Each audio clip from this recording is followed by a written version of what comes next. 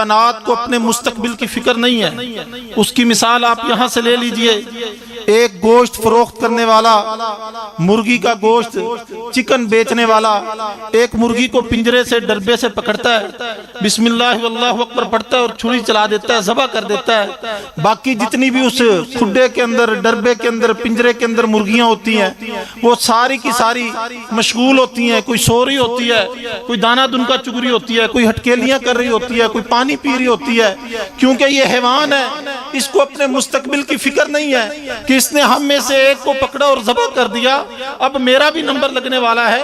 اگر انسانوں کو اس طرح ایک کمرے کے اندر بند کیا جائے، پھر ایک کو پکڑ کر ذبح کیا جائے، دوسرے انسان یہ منظر دیکھ کر ان کو اٹیک ہوگا اور وہ مر جائیں گے، فوت ہو جائیں گے۔ اللہ رب العالمین نے انسان کو اپنے مستقبل کی فکر دی، حیوان کو اپنے مستقبل کی فکر نہیں دی۔ جس طرح انسان اور حیوان کی مستقبل کی فکر کے اندر فرق ہے، اسی طرح مومن اور کافر کے مستقبل کی فکر کے اندر بھی فرق ہے۔ مومن کو اپنے مستقبل کی فکر ہوتی ہے، کافر کو بھی اپنے مستقبل کی فکر ہوتی ہے۔ فرق یہ ہے، مومن مرنے کے بعد والے مستقبل کی فکر کرتا ہے، کافر مرنے سے پہلے والے مستقبل کی فکر کرتا ہے۔ وہ سوچتا ہے گاڑی اچھی ہونی چاہیے، شہرت ہو، عہدہ ہو، ترقی ہو، نام ہو، بینک بیلنس ہو، جائیداد و جاگیر ہو، جاہو منصب ہو، جاہو جلال ہو، پروٹوکول ہو، یہ ساری چیزیں وہ مرنے سے پہلے ڈھونڈتا ہے، اس کے لیے زندگی بسر کرتا ہے۔ اور جو مومن ہوتا ہے وہ کہتا ہے اللہ یہ جیسی کیسی ہے گزر جائے گی، میری قبر روشن ہو، مجھے پل صراط سے آسانی سے گزار دیا جائے، مجھے حوض کوثر پر نبی صلی اللہ علیہ وسلم سے پانی پینے کے لیے مل جائے، مجھے اللہ کے عرش کے سائے میں جگہ مل جائے، میری قبر ٹھنڈی ہو، میری جنت مجھے مل جائے، میری آخرت سنور جائے۔ وہ مرنے کے بعد والے مستقبل کی پلاننگ کرتا ہے، میرا نیکیوں والا پلڑا بھاری ہو، میرا نامہ مال اللہ میرے دائیں ہاتھ کے اندر تھما دے۔ محترم بھائیوں، میں نے اور آپ نے آج یہ جائزہ لینا ہے، میں کس مستقبل کی فکر کے اندر ہوں، مرنے کے بعد والی مستقبل کی فکر کے اندر ہوں یا مرنے سے پہلے والے کی پلاننگ کرتا ہوں؟ میری منصوبہ بندی کیا ہے، میری سوچ کیا ہے، میرے دنیا کے اندر رہن سہن کے طور طریقے کیا ہیں؟ میں مرنے سے پہلے کی پلاننگ کر رہا ہوں یا مرنے کے بعد کی پلاننگ کر رہا ہوں؟ اگر مرنے کے بعد کی پلاننگ ہے تو محترم بھائیوں آپ خوش نصیب ہو، آپ کے لیے پھر جنت ہے، آپ کے لیے خوشخبریاں ہیں، بشارتیں ہیں، نوید ہے۔ اگر مرنے سے پہلے کی پلاننگ کی ہے، آخرت کا کچھ نہیں سوچا تو گھاٹے کا ہی سودا ہے، خسارے کے سوا کچھ نہیں ملنے والا۔ رسول اللہ صلی اللہ علیہ وسلم نے جو جماعت تیار کی، صحابہ کی جماعت، اللہ رب العالمین نے جو روزے کا مقصد بیان کیا، لعلکم تتقون، متقی بن جاؤ، تقوی آ جائے۔ تقوی کیسا ہے؟ ابو بکر صدیق رضی اللہ تعالیٰ عنہ کو دیکھ لیجئے، اللہ اکبر کبیرہ، عید کا دن ہے، عید کا دن ہے اور گھر کے اندر ایک اضافی ڈش پک گئی۔ بیوی سے پوچھا اللہ والی یہ کہاں سے پکی؟ جو میں خرچہ دیتا تھا اس میں تو یہ پکنے والی نہیں تھی۔ اس نے کہا آپ جو خرچہ دیتے تھے، جو وظیفہ بیت المال سے لگا تھا، جو آپ کے گھر آتا تھا، میں اس میں سے تھوڑا تھوڑا بچا کے رکھتی، آج وہ اتنا ہو گیا، میں نے سوچا عید کا دن ہے، خوشی کا موقع ہے، میں کوئی نہ کوئی میٹھی چیز، کوئی شیرینی والی چیز پکا لوں۔ یہ میں اپنے جو ماہانہ خرچ تھا اس میں سے بچا بچا کے رکھتی تھی، اس میں سے بچایا اور آج وہ پکایا۔ ابو بکر صدیق رضی اللہ تعالیٰ نے فوراً بیت المال کا جو نگران تھا پیغام بھیجا، پیغام پاس کیا کہ ابو بکر کے وظیفے میں سے اتنا کم کر دیا جائے، ابو بکر کے گھر کا سرکل اتنے میں چلتا ہے، یہ جو اضافی ہے اس کو روک دیا جائے، نہ دیا جائے۔ یہ تقوی ہے۔ یہ لوگ تھے اللہ سے ڈرنے والے، اس قدر پرہیزگار، اس قدر زہد والے، اس قدر تقوی والے۔ جناب عمر رضی اللہ تعالیٰ نے آخری وقت ہے، دنیا سے رخصت ہو رہے ہیں، اللہ اکبر کبیرہ، آپ کے بیٹے کی ران کے اوپر، عبداللہ بن عمر کی ران کے اوپر آپ نے سر رکھا، بیٹے کو کہا بیٹا اللہ اکبر کبیرہ، لوگ آ رہے ہیں اور آ کر عمر کے قصے بیان کر رہے ہیں، عمر کی بڑائیاں بیان کر رہے ہیں، کوئی عمر کی فتوحات کا تذکرہ کرتا ہے، کوئی عمر رضی اللہ تعالیٰ عنہ کی رائے کے مطابق اترنے والے قرآن کی آیتوں کا تذکرہ کرتا ہے، آپ کے منصب کو، آپ کی شان کو بیان کیا جا رہا ہے۔ عمر رضی اللہ تعالیٰ عنہ عبداللہ بن عمر سے مخاطب ہے، بیٹا میرے سر کو زمین پر رکھ دے، अपने जमीन पे रखे हुए सर को, रुखसारों को कभी दाएं और कभी बाएं को जमीन पे रगड़ते, कहते बस कर दो। अगर अल्लाह ने उमर से ये पूछ लिया, उमर तू वही है जब अल्लाह रब्बुल आलमीन के पैगंबर मक्का में मौजूद थे, तू न्याम से निकली हुई नंगी तलवार लेके रसूलुल्लाह के कत्ल के लिए निकला था, मैं अल्लाह को जवाब कह दूंगा। मैं कहता हूं अल्लाह अकबर कबीरा, हिसाब किताब ना हो, बस मामला ऐसे ही सुधर जाए, हल हो जाए। ये लोग थे तकवे वाले, रोजेदारों, कुलकलीरी के बासियों।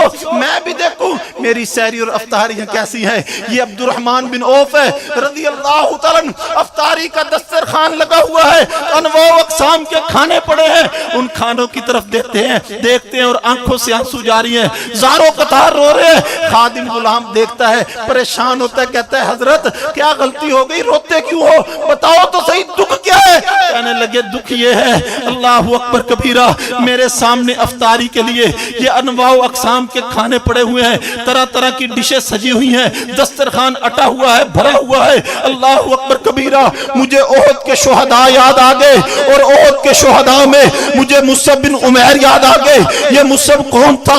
ये अरब का शहजादा था, हालत इस्लाम में जब ये नहीं आया था हालत कुफर में था, ऐसा लिबास पहनता था, एक मरतबा जिस्म से टच होता दोबारा उसको पहनने की बारी नहीं आती थी। एक मरतबा जिस गली से गुजरता था ऐसी खुशबू लगाता था, फजाएं मुअत्तर हो जाया करती थी, पता चलता था खास किस्म का खुशबू लगाने वाला ये अरब का शहजादा मुसअब बिन उमैर इस गली से गुजर के गया है, खुशबुएं बखेरता चला गया। ये वो है जब ओहद के अंदर आया, इस्लाम को कबूल किया, इसका लाशा पड़ा था, ये शहीद हो गया।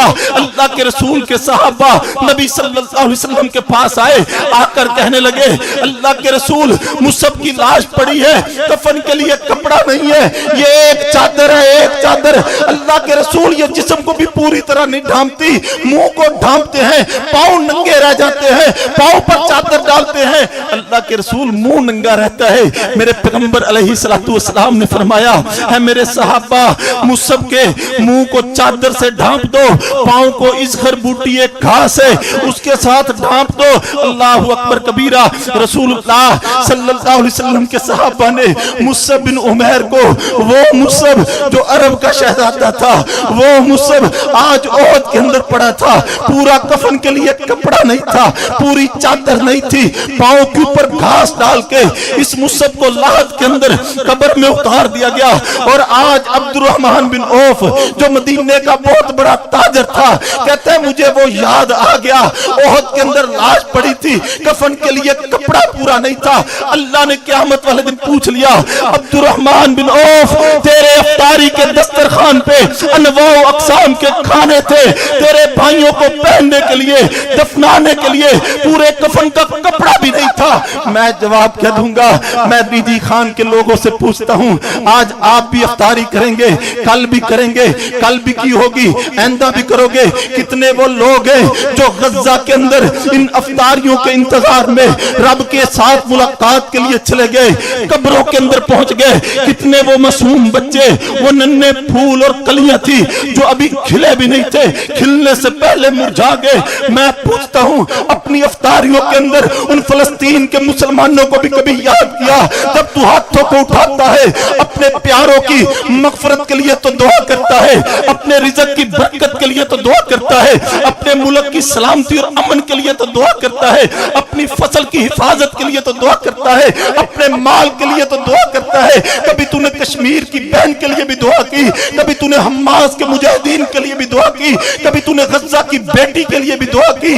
वो लोग जिनका जुर्म सिर्फ ये है वो ला इलाहा इल्लल्लाह पढ़ते थे, जिनका जुर्म सिर्फ ये है कि वो सलाहुद्दीन अय्यूबी के इंतजार में बैतुल मुक़द्दस के दिफा की जंग लड़ते लड़ते इस दुनिया से चले गए। मोहतरम भाइयों, ये वो लोग थे जो सही मानों में मुत्तकी थे, जिन्होंने रोजे के मकसद को समझा, जिन्होंने सैर व अफ्तार के मकसद को समझा। लअल्लकुम तत्तकून। हाँ मोहतरम भाई, हाँ अल्लाह की कसम, आज दुनिया के अंदर अगर तू नजर डालेगा तुझे नजर आएगा ये कलमा पढ़ने वाला मुसलमान है तो मुसलमान, रोजा भी रखता کرتا ہے, رات کا قیام بھی کرتا ہے, دن بھر کا روزہ بھی رکھتا ہے, لیکن نہ یہ جھوٹ کو چھوڑتا ہے, نہ یہ غیبت کو چھوڑتا ہے, نہ یہ رشوت کو چھوڑتا ہے, نہ یہ سود کو چھوڑتا ہے, نہ یہ غبن کو چھوڑتا ہے, نہ یہ دھوکے کو چھوڑتا ہے, نہ یہ فراڈ کو چھوڑتا ہے, نہ یہ چغلی کو چھوڑتا ہے, نہ یہ الزام تراشی کو چھوڑتا ہے, نہ یہ بدکاری کو چھوڑتا ہے, نہ یہ بد کلامی کو چھوڑتا ہے, یہ کچھ بھی نہیں چھوڑتا. ایسے لوگوں کے متعلق نبوت والی زبان فرماتی ہے, ما من صائم لیس لہ من صیامہ الا الظما.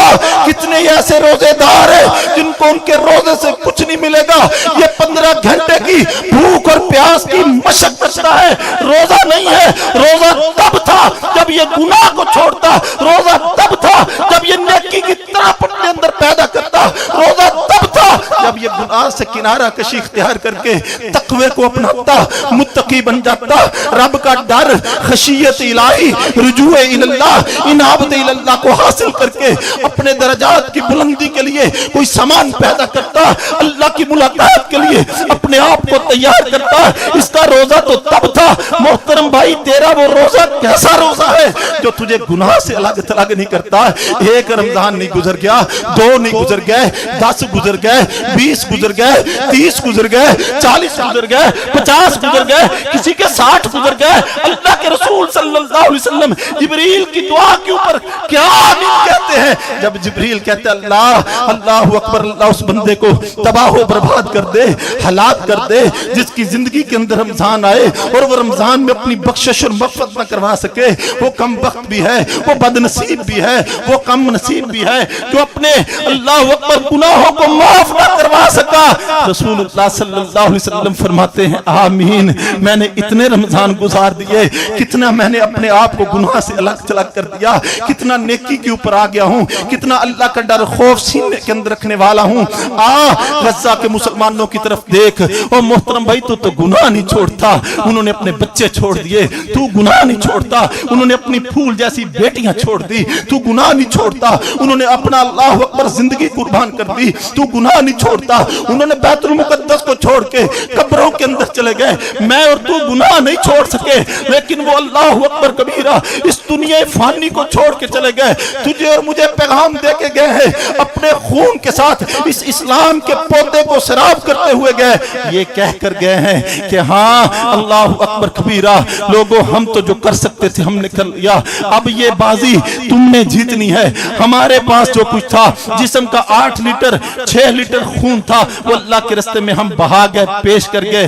آؤ محترم بھائیوں, میں آپ کے سامنے یہی دعوت فکر رکھتا ہوں. روزے کے مقصد کو سمجھنا ہے, گناہ کو ترک کرنا ہے, تقوی کو اپنانا ہے, مرنے کے بعد والے مستقبل کی پلاننگ کر کے لے کے جانی ہے. اللہ آپ کا میرا حامی و ناصر ہو. میں برادر اکبر سے کہوں گا کہ وہ تشریف لائیں اور دعا کروا دیں. جزاکم اللہ خیر واسن الجزا.